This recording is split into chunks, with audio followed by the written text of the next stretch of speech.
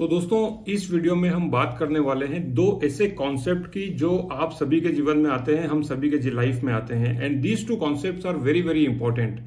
And many times we have seen कि बहुत सारे बच्चे होते हैं जो अक्सर बोलते हैं कि मेरा पढ़ाई में मन नहीं लगता, मेरे को मैथमेटिक्स में इंटरेस्ट नहीं है, मुझे साइंस में इंटरेस्ट नहीं है, मुझे इस सब्जेक्ट में इंटरेस्ट नहीं है। और बहुत सारे लोग कॉर्पोरेट वर्ल्ड में भी बोलते हैं मुझे इस जॉब में इंटरेस्ट नहीं है, मेरे को माइक्रोसॉफ्ट एक्सेल में इंटरेस्ट नहीं है, मेरे को वर्ड में इंटरेस्ट नहीं है, मेरे को पावर पॉइंट प्रेजेंटेशन में इंटरेस्ट नहीं है।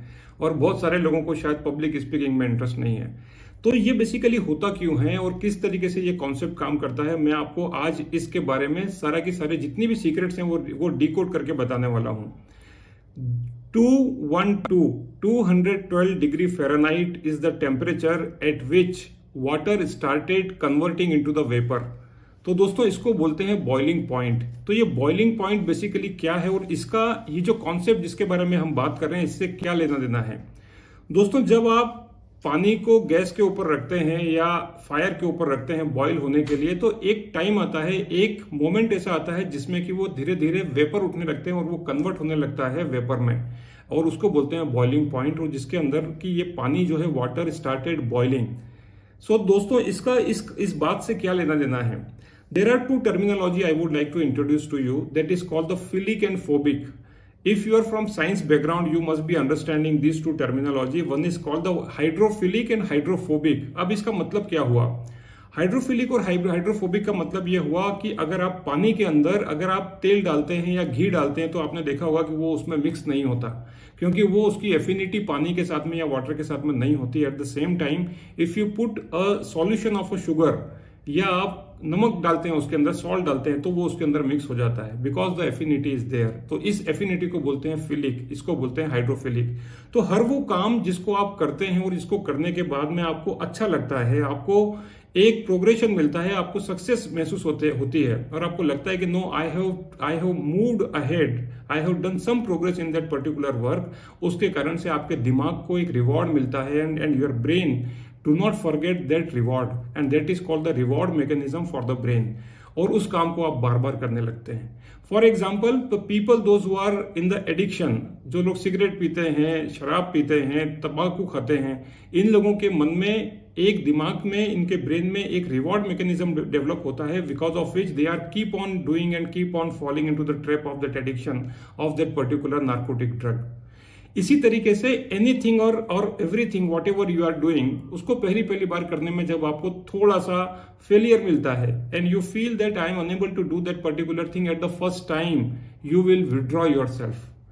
And that is the point where if you withdraw yourself you won't be able to get that particular thing. तो वो चीजों से आपको डर लगने लगता है। That is called the you are developing the phobia for that particular thing.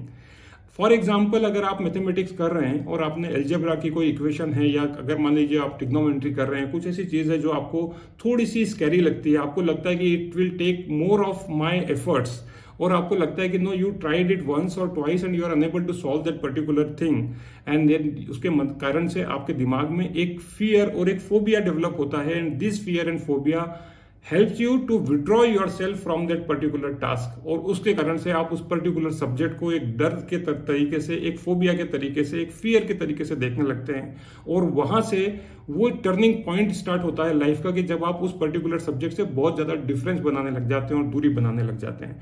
और इसीलिए आपने देखा होगा कि कुछ स्टूडेंट जो होते हैं वो एक पर्टिकुलर सब्जेक्ट में एक बार फेल नहीं होते, हर बार हर क्लास में फेल होते। अब यहाँ पर बड़ा इंपॉर्टेंट रोल आता है जो मैं आपसे बताना चाहता हूँ। The concept is here that 212 Fahrenheit is the temperature at which water is converting into a vapor। So दोस्तों that is possible because of that consistency of the temperature which we are putting on the water। Now here what is the relationship between this temperature and the work which you are doing and you are becoming philic and phobic for that particular task or the thing।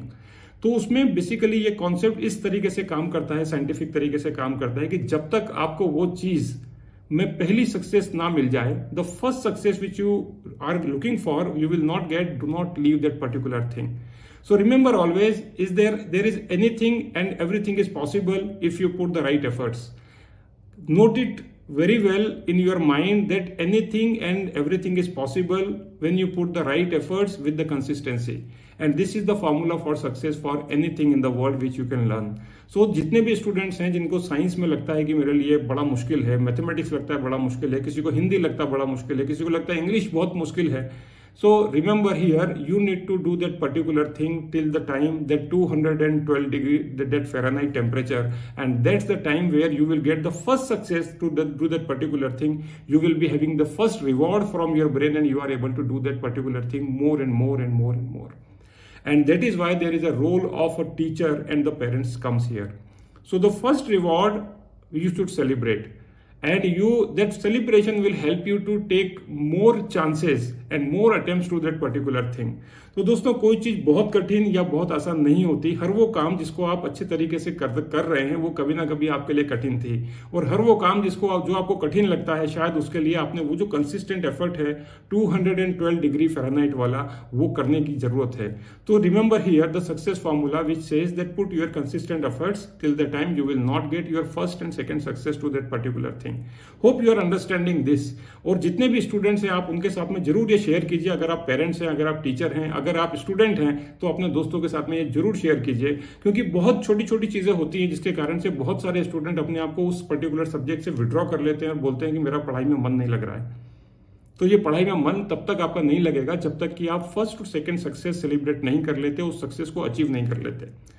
तो दोस्तों इस concept को जरूर share कीजिए। अगर आपके career में, आपकी लाइफ में, आपके स्कूल लाइफ में, अगर आपके प्रोफेशन में आप कहीं जहां पर भी हैं, ये कॉन्सेप्ट आपके लिए बहुत मददगार, बहुत हेल्पफुल साबित हो सकता है।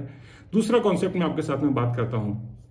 Now here when you are about to finish that particular task और द पर्टिकुलर थिंग, यहाँ पर बहुत सारे ऑब्स्टिकल्स आते हैं, और ऑब्स्टिकल्स आना, बैरियर्स आना, हर्डल्स आना स्वाभाविक है, and this is very natural.